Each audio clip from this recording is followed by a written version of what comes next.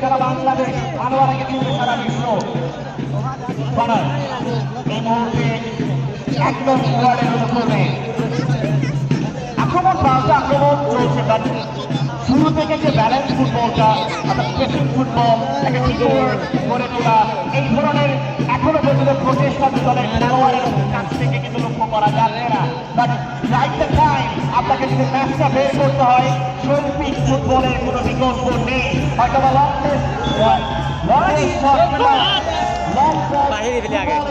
খুব একটা আসে অনেকটা সময়, বাট খুব বেশি এটা কার্যকরিতা পাবে না, কিন্তু মাঠ এখনো পর্যন্ত খেলা উপযোগী রয়েছে, খুব একটা ভারী নয়, ক্লাস রয়েছে মাঠ।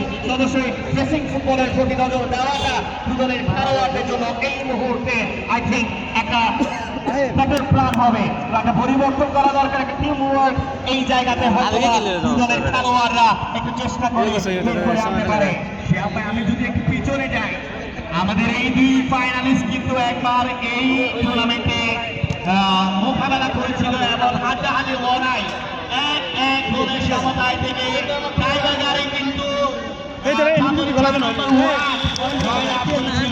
এখন ফাইনাল ম্যাচে চ্যাম্পিয়ন এবং সোনার ট্রফিটি নিজেদের করে নিয়ে যাবে, সেটার পরিকল্পনা নিয়ে আগোচ্ছেন দুদল। এক্ষেত্রে আমরা লক্ষ্য করছি, আমরা আরিফ ভাই, যে দুজন খেলোয়াড় রয়েছে, হামজা চৌধুরী যখন থেকে বাংলাদেশের ফুটবলের সাথে ইনক্লুড হয়েছে, ঠিক তখন থেকে বাংলাদেশের ফুটবলের যে স্প্রিট, যে প্রেক্ষাপট, সেটা কিন্তু আমরা লক্ষ্য করছি যে পাল্টে গিয়েছে। দেশি খেলোয়াড়রা এবং বাংলাদেশের খেলোয়াড়দের মিশ্রণে বর্তমানে যে একটা আমেজ সৃষ্টি হয়েছে, বর্তমানে যে একটা কোয়ালিটি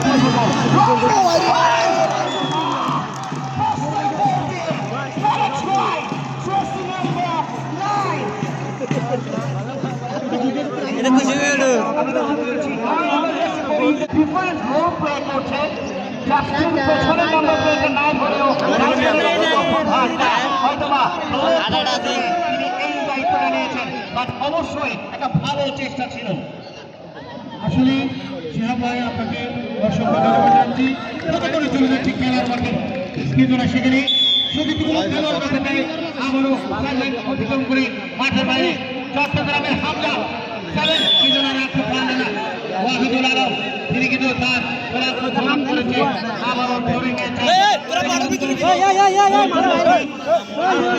মাননীয় প্রধান অতিথি থেকে শুরু করে প্রধান আকর্ষণ সম্মানিত সভাপতি থেকে শুরু করে এবং আয়োজনকারী থেকে শুরু করে যারা অতিথি মঞ্চে আসেন, তাদেরকে আমরা অ্যাডভোকেট নুরুল কবির রানা সাহেবের পক্ষ থেকে আসার জন্য, সময় দেওয়ার জন্য অসংখ্য ধন্যবাদ জানিয়ে আবারও চলে যাচ্ছিস না মনটাকে নিয়ন্ত্রণে রেখেছেন শেষ পর্যন্ত।